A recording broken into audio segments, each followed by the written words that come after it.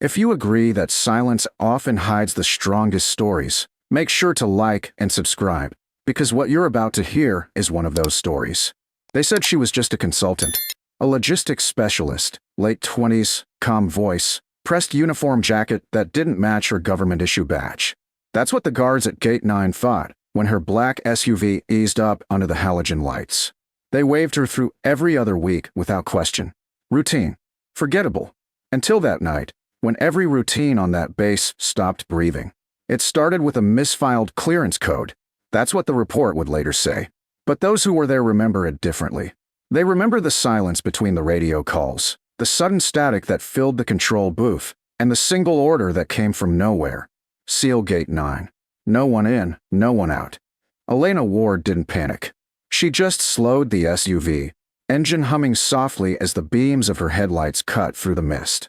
Her eyes flicked to the rearview mirror, for silhouettes in black tactical gear had appeared behind her, flanking the road. Ahead, floodlights snapped on in blinding sequence, carving the night open like a blade. The air itself seemed to tense. For a moment, she sat still. You could almost see her mind counting heartbeats, waiting for the right one to move. Then she put the SUV in park, hands steady, and rolled down the window. The first man who approached wore the trident patch, a Navy SEAL team lead, tall, no nonsense. His voice carried the weight of authority and suspicion both. "Ma'am, this road's restricted tonight. I'll need you to step out of the vehicle." She didn't argue, didn't question. She just nodded once, unbuckled her seatbelt, and stepped out. Her boots met the gravel with a soft crunch.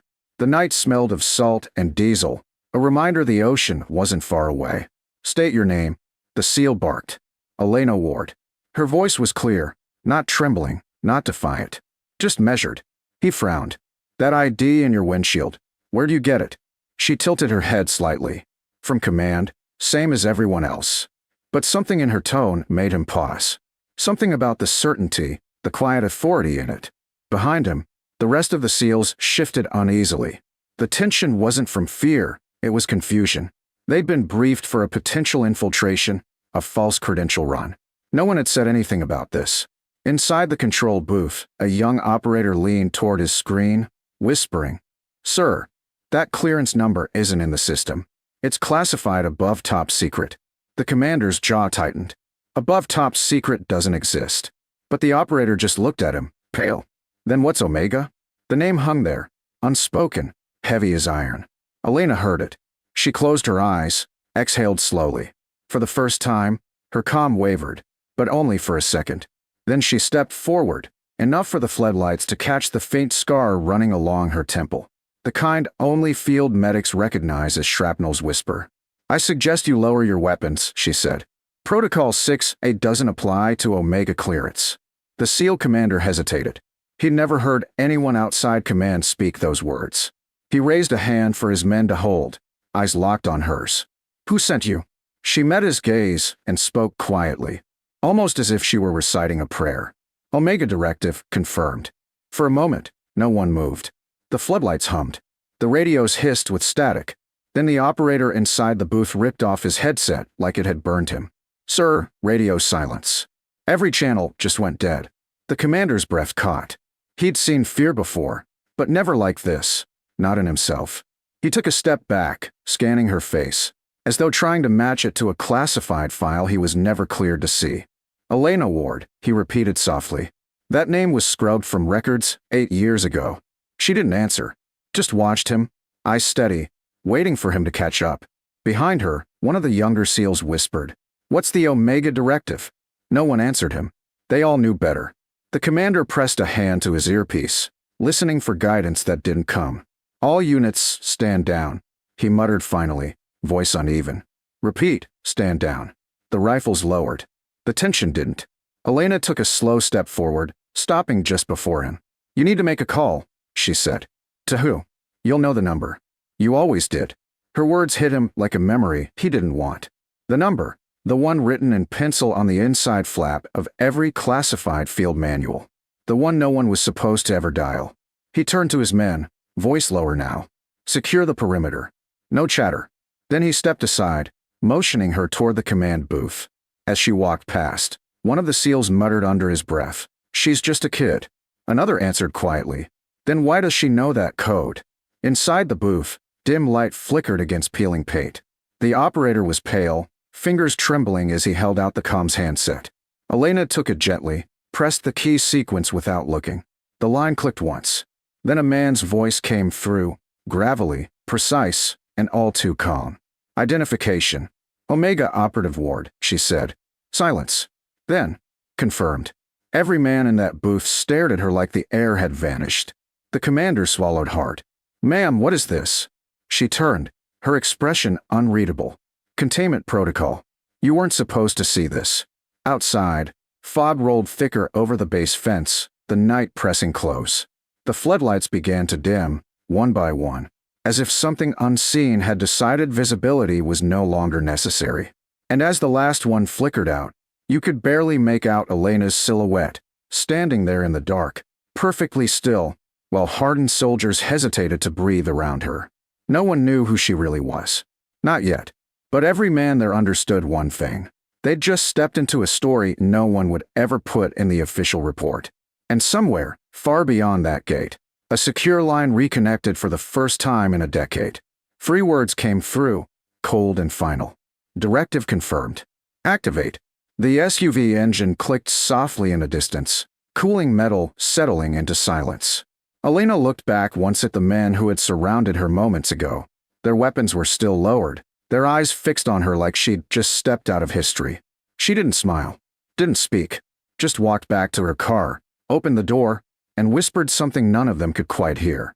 When the door closed, and the headlights cut through the fog once more, the commander finally found his voice. What the hell just happened? No one answered. But deep down, they all knew, whatever she'd just invoked, it wasn't over. It was only beginning. And as the SUV disappeared into the mist, a single thought clung to the air like smoke. Who exactly was Elena Ward? And why did a retired directive come alive with her name on it? The silence after she drove off was heavy, like the whole base was holding its breath. The SEALs didn't talk. They just stood there, staring down the road where her taillights had vanished into the fog, until the last faint glow disappeared completely. Only then did the commander lower his head and whisper, almost to himself, Omega Directive, confirmed. It sounded unreal, forbidden, like speaking the name of a ghost. Inside the booth, the operator still had his headset half on, the line dead but humming faintly. A voice had come through once, deep, controlled, carrying authority you didn't question. The kind of voice that made men who'd survived firefights stand straighter without realizing it. But now, that voice was gone, and the radio was quiet again. The commander turned back to his team. No reports, no chatter. This never happened. His men nodded, though none of them looked convinced. He stared into the dark road, his thoughts already moving faster than he could keep up with. Elena Ward. Omega. A directive older than some of the men under his command. He hadn't heard that word since Coronado, years ago, in a windowless classroom where instructors whispered about contingency orders that were never meant to be used. Orders written for when command itself failed. The next hour blurred. The SUV had been flagged by half a dozen security layers, each one trying to trace an authorization that officially didn't exist. Files appeared, then vanished from servers. Cameras looped their own feeds. Somewhere far above their pay grade, someone had already started erasing her trail. But one message still made it through. A single encrypted burst from an old network ID, one that hadn't been active in 10 years. Its destination, Safe House Echo. By the time Elena reached the outskirts of the base, the fog had thickened into something like smoke. She didn't turn on her high beams. She didn't need to. She knew this road too well. Every crack, every echo of the tires against the guardrail. Her hand stayed firm on the wheel, her expression steady, but inside her chest, something sharp twisted with every passing mile. She hadn't said those words, Omega Directive, confirmed, since she was 21, sitting in a concrete bunker halfway across the world. Back then, it had been a code phrase buried inside a communication tree that only 3 people in her unit had clearance for. One of them was dead. The other, she wasn't sure anymore. As she drove, a memory began to surface. A briefing room, the smell of coffee gone cold, the hum of old fluorescent lights. Her instructor, Captain Marlowe, standing before the class of 6. If you ever hear that directive spoken, he'd said, voice low, you stop asking questions. The one who says it doesn't answer to us, they answer for us. At the time, she'd thought it was just myth. A story to keep rookies sharp. But myths don't make men with tridents drop their rifles. Her earpiece buzzed once, reconnecting to the signal she'd reactivated. A male voice broke through the static, older now, but unmistakable. Ward. She didn't flinch. Admiral. We thought you were dead. Most days, sir, I thought so too. There was a pause, then the quiet rasp of him lighting a cigarette. She could almost see it, the glow of it reflected in his eyes like a small war he refused to put down. You invoked Omega. What? She hesitated before answering. Because the breach wasn't random. Someone inside command tried to overwrite the black channel encryption. The same signature from Yemen resurfaced. The line went silent for several seconds. Then his tone changed, sharper, cold. Safe house echo. You remember where it is. How could I forget? Get there. You'll be met. The call ended before she could respond. Typical Brooks. Never asked if she was okay. Never said thank you for surviving. When she finally pulled off the main road, the dirt path ahead looked like nothing. Just a forgotten trail half-eaten by weeds. But after 200 meters, the air shimmered faintly, and a dull metallic outline appeared, the entrance to Echo. She parked the SUV, stepped out, and stood still for a long moment, listening. No birds. No wind. Just the distant rumble of the ocean against the cliffs. A steel door hissed open ahead, revealing a narrow tunnel lit by dim emergency lamps. She walked in without hesitation, boots echoing softly against concrete. Halfway through, two figures stepped into the light. More SEALs, but different. No insignias, no visible ID. They didn't speak. One scanned her badge. The other ran a biometric check against her face. The scanner flashed green. Welcome back, ma'am, one said quietly. The words hit harder than she expected. Welcome back. It had been years since anyone said those to her. She followed them down a stairwell until they reached the operations room. Banks of monitors flickered with coded signals, heat maps, and old surveillance footage. At the far end stood a man she hadn't seen since Yemen, Admiral Brooks.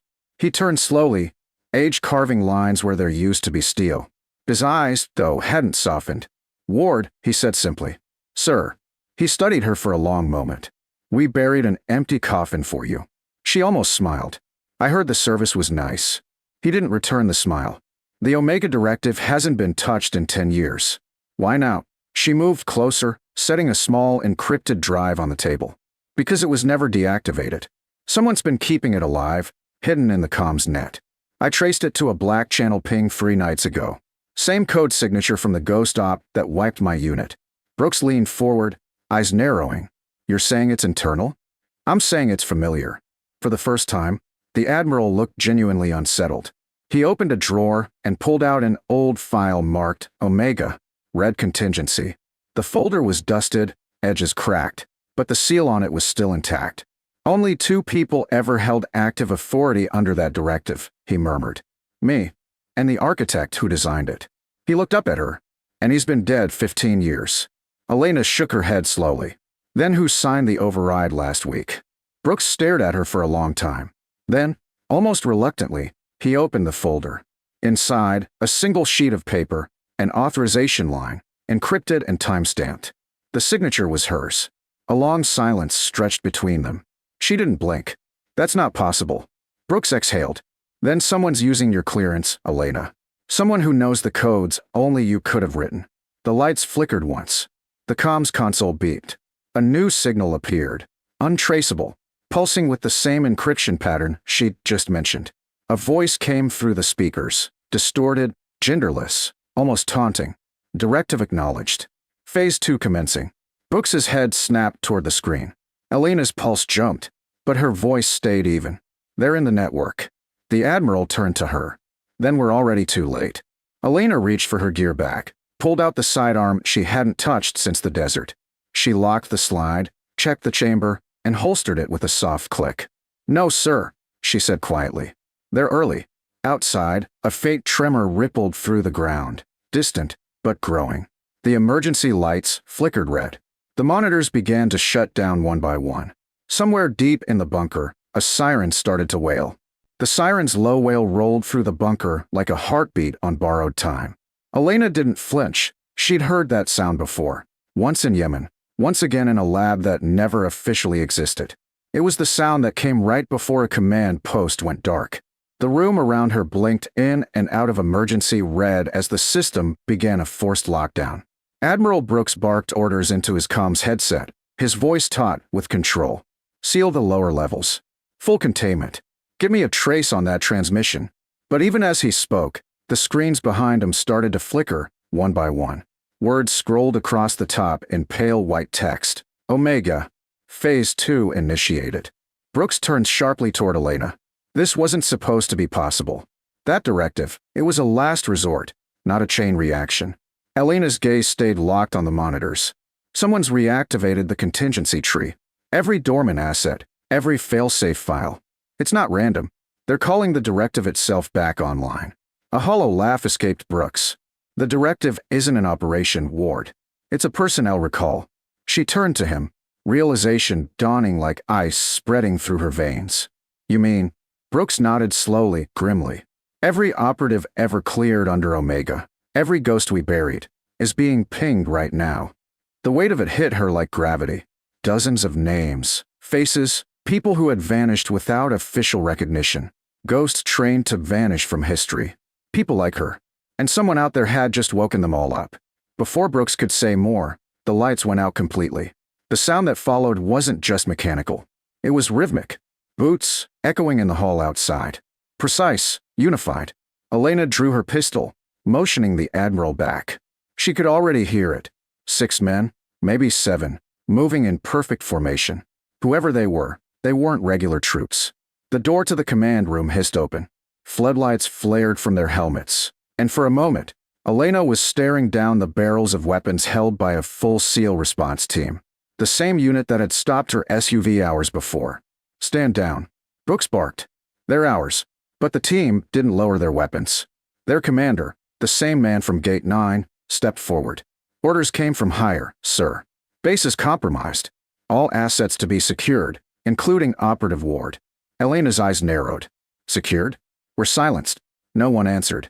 Then one of the SEAL's comms units chirped. A metallic voice she didn't recognize. Confirm acquisition of Omega asset. Brooks went pale. That's not command. Elena raised her weapon, but the SEALs didn't react like soldiers caught off guard. They expected it. The commander tilted his head slightly. Ma'am, please. She took one slow step forward, the air between them electric. You heard what I said back at the gate, Commander. I'll make a directive, confirmed. Something flickered in his eyes. Fear, recognition, both. He hesitated, then looked at the Admiral. Sir, if that's true, we're not authorized to detain her. Brooks nodded once. You remember your training. If the directive speaks, you stand down. The commander finished quietly. And just like that, the rifles lowered again. Elena holstered her weapon and moved to the central console. Fingers flying across the keyboard, she bypassed a dozen firewalls until a final encrypted map appeared. A real-time display of network pings lighting up across the globe. Tiny red markers, hundreds of them, pulsed like heartbeat signals, each one labeled with a code name. God help us, Brooks whispered. They're all reactivating. Elena zoomed in on one of the markers. Harbor 8, Greenland. Another flashed in Moscow. Another in Kandahar. The directive had gone global. Brooks turned to her. If they're waking the old units, what's the objective? Elena stared at the screen. It's not an activation. It's a purge. Someone's cleaning house, erasing the entire generation that built the directive. She reached into her bag, pulling out the old encrypted drive she'd brought. This isn't just a log, Admiral. It's bait. They left the trail for me. Why you? She paused. Because I'm the only one who can shut it down. I wrote the code that started Omega. Brooks looked at her like he was seeing her for the first time. You were the architect? She nodded faintly. At 22. They call me Project Althea, a civilian cartologist, until the directive consumed everything, and I disappeared. For a moment, there was only silence between them. The Admiral's voice softened. And now, Elena's hands hovered over the console. Now I finish what they made me start. The bunker trembled again, this time harder.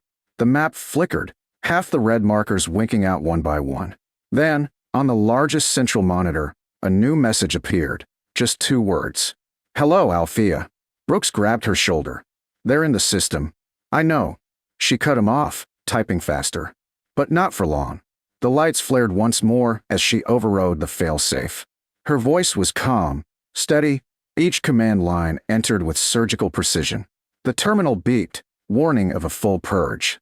Brooks shouted over the alarm. You'll erase everything, including yourself. She looked up at him, eyes unreadable. That's the point. Then she hit enter. A wave of light pulsed across the screens. The bunker's hum shifted to a low, fading tone, the sound of systems dying peacefully. Every red marker vanished, one by one, until only a single green dot remained. Safe house echo. The monitors went dark. The sirens stopped. Only the sound of the ocean, faint through the concrete, filled the silence. Brooks exhaled slowly, the weight of a decade lifting just enough for him to stand straight again. Is it over? Elena glanced at the blank screen. No, it's just contained. He studied her, then nodded. You always did have a habit of rewriting endings. She gave a half smile, faint and tired. Only the broken ones. Brooks stepped closer. You could stay, debrief, rest, but she was already walking toward the door. You know I can't. Once Omega's awake, there's always someone watching. He called after her. Then where will you go? She paused, looking back only once. Wherever the silence is loudest. And with that, she disappeared into the tunnel, her silhouette swallowed by the dim emergency light, the last ghost of a program that was never supposed to exist. When the Admiral turned back to the console, one line of text blinked on the dead monitor. Faint, but unmistakable. Omega Directive, dormant. And beneath it, almost like a whisper from the machine itself, awaiting reactivation.